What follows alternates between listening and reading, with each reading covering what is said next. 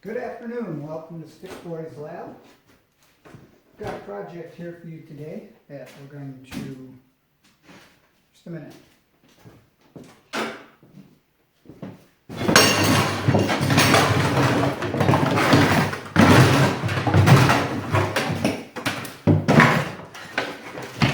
There we go. So, we're going to do what everybody has to do. A stupid unboxing. I don't like unboxings. I think they're dumb. Just show me what's inside. We're going to do this as quickly as possible. Or maybe even faster. So Today, what we have here is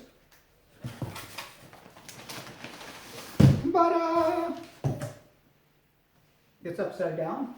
There we go. This is a WPL C24, I believe. It is a ready-to-run version. I've never had one of these before. This is the first time. We're going to see what's in here. It's supposed to be blue. And it's blue. Well, there we go. That's what's in the box.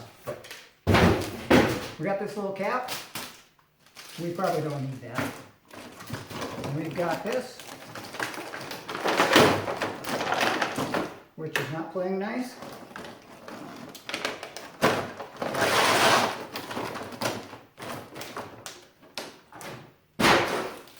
We've got a little package of accessories here, pretty cool.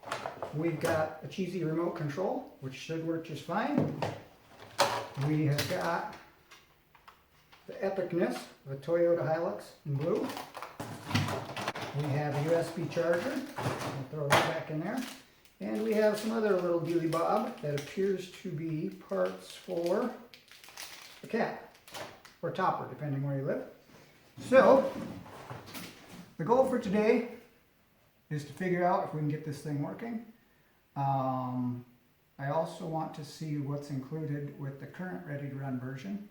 There have been internet rumors going on for years that they're cheap, so we'll see about that. And my goal with this is to make as many modifications as possible for the littlest amount of money. That's the goal here. So,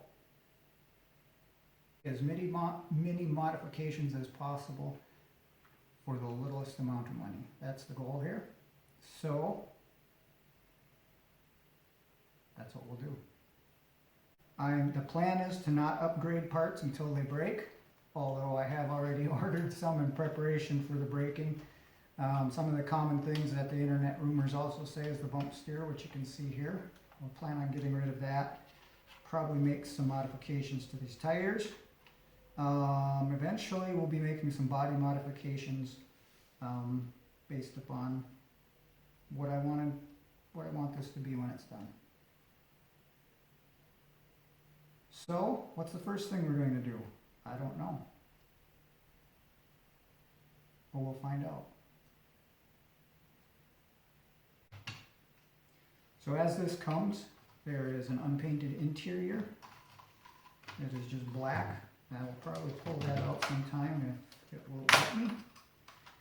I'm going to get this battery on the charger. So one of the things I want to check on this thing straight out of the box is what we have for stock articulation. I expect it to be pretty dismal. We got a 1, 2, 3 block here. So here we go. There's one. It doesn't make one. Not even 1 inch. Not even. So 2 inches in is out of the question, and 3 is a rollover. So that's not going to work at all. But that's how it is coming out of the box. So we'll probably pull this thing apart, pull the shocks off, make all the common shock mods, try to get a little more flex out of them. If I had to guess, the fenders are going to be trimmed a little bit, because you can see here, if you flex the whole way you're into the fenders already, even without modified shocks. So that's going to need some doing. I can tell I'm going to want a skid plate because this kind of thing doesn't work for me at all.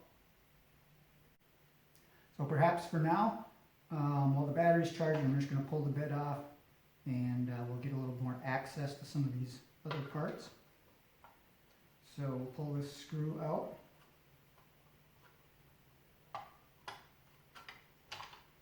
And lose it.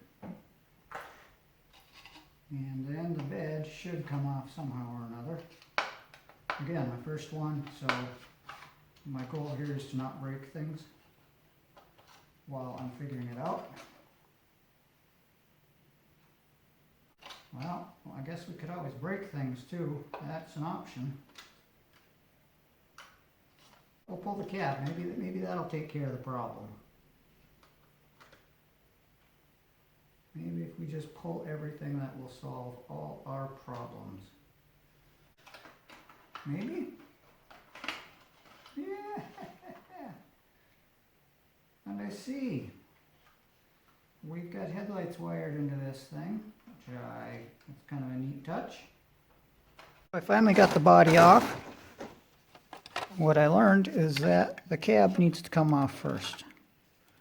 And once the cab is off, then you can get to these mounting screws right here. And it's really just take out everything and it'll eventually come apart. So remove screws. One other thing that I picked up today is one of these little connectors. It's a little electrical connector.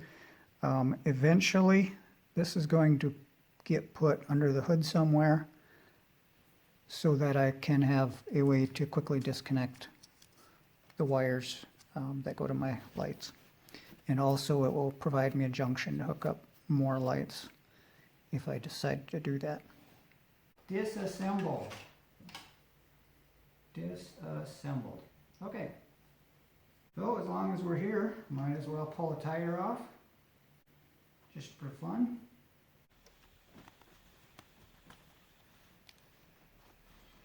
And there we got the tire off. You can see how that shock and control arm are mounted by one screw.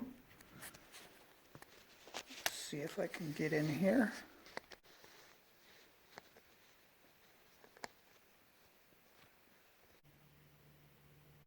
Here's our shock. This is the lovely shock everybody loves so much with its boinginess. This one I see does have full-length travel, which was not the case at one time. And we're going to see if we can pop the top off of here. And there's our spring. Famous springs that are too long and not soft enough. So, let's see what we got going here. That's pretty stiff. Let's see if we can just soften this up a little bit before we go too far. I'll pull this out. Give it a little snippy snip. Try again. Probably still too stiff. And we'll give him a snippy snip here. About there. Again, if we do this too bad, there's always the thing that guys do with the pin springs. This does not feel as nearly as soft as what it should be. And I don't think there was much improvement made there.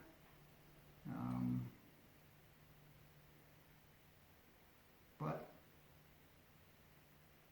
we're going to put it back together anyways at this point just to see if you compare it with the other side. Lots of teeny tiny screws.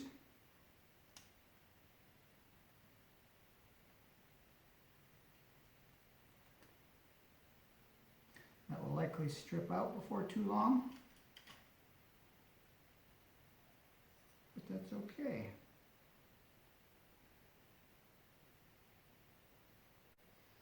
This is really not a bad rig for the price. It has some good features, it seems. Definitely room for upgrading here and there.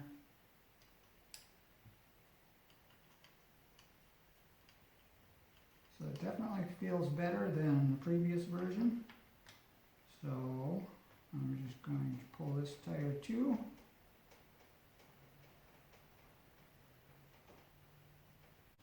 So here we've got the shock off, and this cap just snaps off of here. Pop one side out, Pop the other side out, and out comes your spring. Now I've already have a pen spring on this side, and you can see that's all it is to taking that shock apart. This shaft has a Phillips head on it, which you probably can't see in there. So you can unscrew this rod end as well. That's all those shocks are. So while you guys weren't looking, I put some batteries in the controller, and this is going to be our first drive. Whoa, pretty impressive. Maybe some back tires would help. It's not bad. Reverse, how's reverse? Just fine.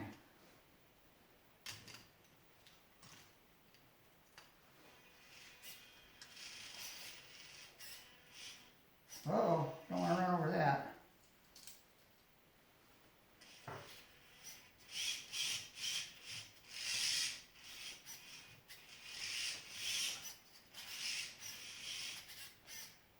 Well, that seems pretty adequate for what this thing is.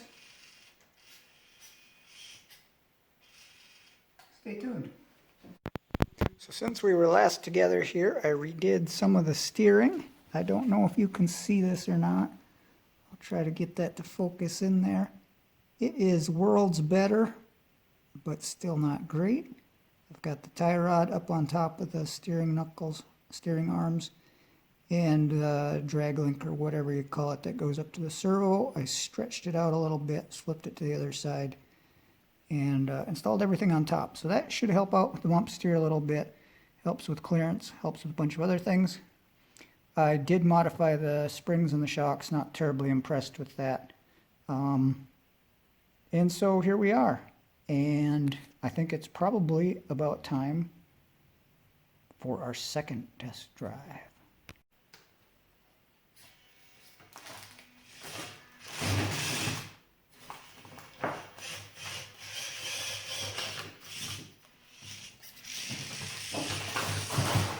Whoa!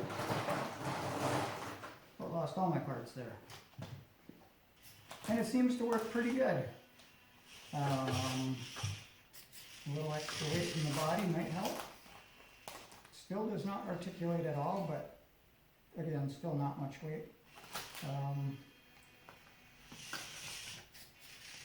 Before I put the body back on here, I may pull those shocks apart one more time and put some pen springs in them. It might help, it might not help a lot, but it might help a little bit. So that's where we're at right now. All in all, I'm pretty happy with where things are at right now. I did loosen up the links a little bit because it was binding up on articulation, and also that steering link was binding up really bad as originally dropped on there. So it's much better now. Still a long ways to go. Well, that escalated quickly, didn't it? Stay tuned for a few spoiler alerts for what might be coming next with this. Thanks for watching. Play nice.